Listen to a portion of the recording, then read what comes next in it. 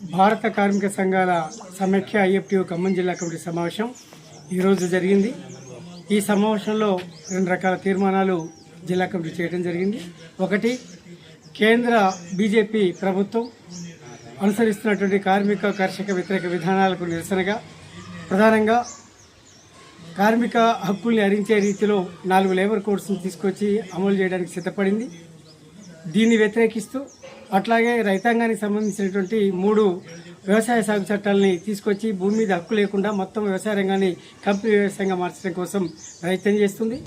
అంతేకాకుండా ఇటీవల కేంద్ర ప్రభుత్వం 2 రకాల బిల్లుల్ని పార్లమెంట్ ముందు తెచ్చింది. ఒకటి విత్తన విధాన పాలసీ అనేది విత్తన పాలసీ అనే దాన్ని ఒకదాన్ని తీసుకొచ్చింది. దీన్ని మేము పూర్తిగా వ్యతిరేకిస్తున్నాం. అట్లాగే విద్యుత్ సవరణ బిల్లును కూడా పార్లమెంట్లో ప్రవేశపెట్టారు. దీన్ని కూడా మేము వ్యతిరేకిస్తున్నాం. ఈ విధానాలకు వ్యతిరేకంగా నిన్న దాదాపు కేంద్ర కార్మిక కర్షక సంఘాలు దేశవ్యాప్తంగా జైల్ బరో కార్యక్రమాన్ని నిర్వహించాయి.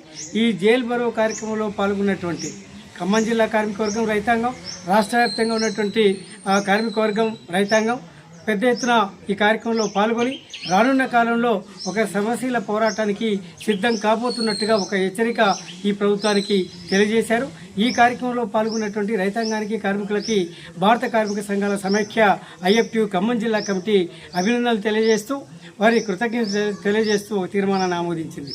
ఇక రెండవది, నిన్నటి వరకు ఖమ్మం జిల్లా ఐఎఫ్టీయూ అధ్యక్షుడు కొనసాగినటువంటి సుభాన్ ఇటీవల మొత్తం ఐఎఫ్టీయూ నియమ నిబంధనలకు విరుద్ధంగా క్రమశిక్షణ రాహిత్యంగా వ్యవహరిస్తూ మొత్తం సంఘాన్ని అప్రతిష్ట పాలు చేసే రీతిలో ఆయన వ్యవహార శైలి ఉండటమే కాకుండా అవినీతికి, చీటింగ్కి పాల్పడుతున్నందున ఖమ్మం జిల్లా ఐఎఫ్టీయూ కమిటీ ఈ పూర్తి వివరాలని పరిశీలించి నిర్ధారించుకున్న తర్వాత ఐఎఫ్టీయూ ప్రాథమిక సభ్యత్వం నుంచి, అదేవిధంగా జిల్లా అధ్యక్ష పదవి నుంచి, రాష్ట్ర కమిటీ నుంచి కూడా తొలగించాలని చెప్పి మొత్తం సంస్థ నుంచే బహిష్కరించాలని చెప్పేసి ఒక తీర్మానాన్ని ఏకగ్రీవంగా ఆమోదించింది.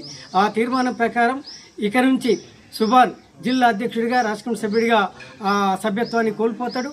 అదేవిధంగా ఇప్టు ప్రాథమిక సభ్యత్వం నుంచి కూడా తొలగిస్తూ ఆయన్ని బహిష్కరిస్తున్నట్టుగా మేము ఏకగ్రీవంగా తీర్మానం చేశాం.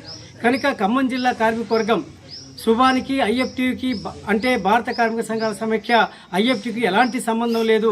ఆయన ఐఎఫ్టీయూ సభ్యుడు కాదు. ఆయన చేసినటువంటి పొరపాట్లు, తప్పులు ఏవైతే ఉన్నాయో వాటన్నిటిని కూడా జిల్లా కమిటీ చర్చించి ఆయన మీద క్రమశిక్షణ చర్యల్లో భాగంగా మొత్తం సంస్థ నుంచి తొలగిస్తూ బహిష్కరించినట్టుగా ఒక తీర్మానం చేసింది. కనుక ఈ జిల్లా కార్మిక వర్గం విషయాన్ని గ్రహించాలని చెప్పేసి మేము కోరుతున్నాం.